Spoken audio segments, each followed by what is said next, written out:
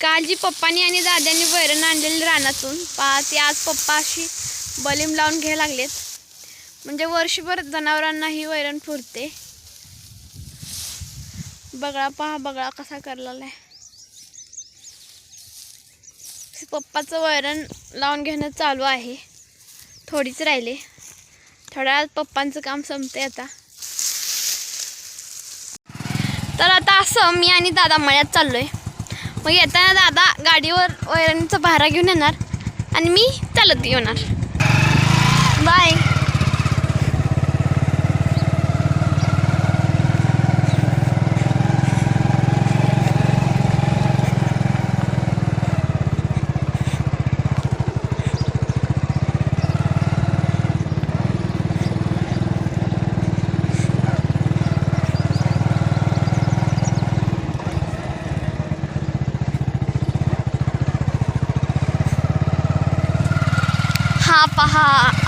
हा पहा इकडे आहे आमचा मळा आणि तिकडे पप्पा मका तोडत आहेत.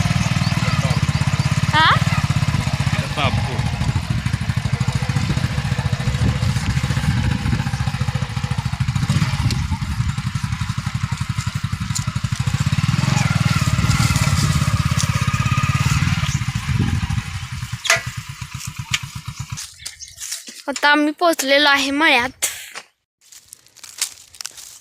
कणसे पहा अशी टाकलेले आहेत.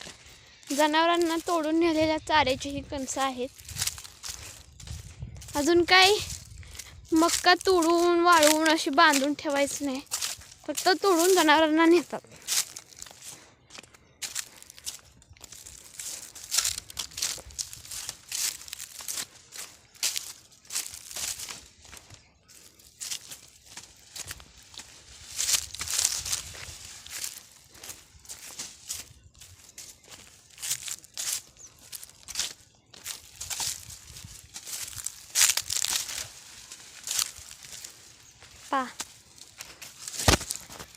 इथे आहेत पप्पा, मका तोडत आहेत जनावरांना चारा खाण्यासाठी ओला ओला म्हणून.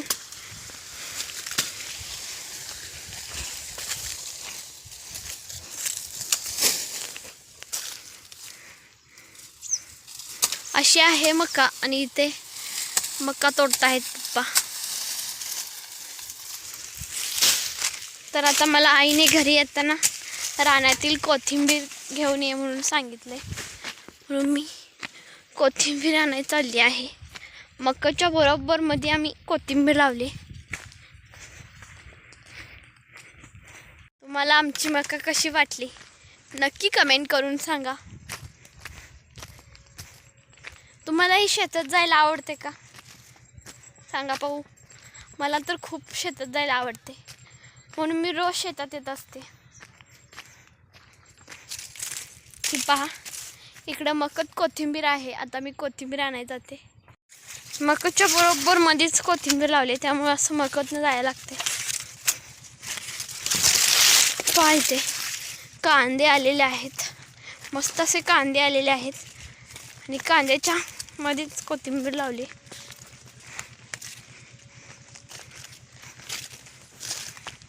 तरी आता संपत आली आहे कोथिंबीर, त्यामुळे पाहू हुडकून कुठं गावते का.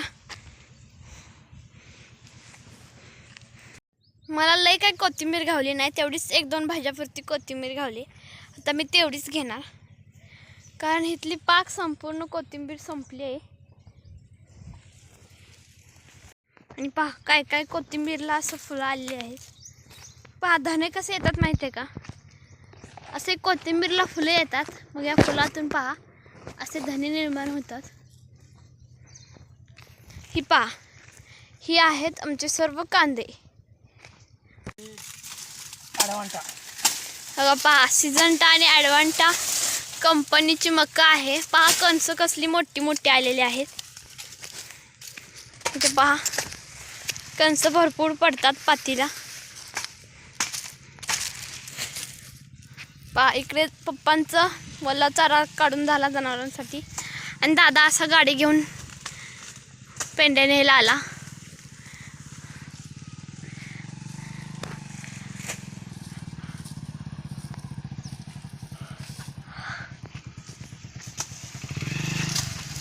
पप्पांचं इकडे पेंड्या काढून झाले आणि दादा आता गाडीवर नेण्यासाठी गाडी आणलेली आहे दादानं.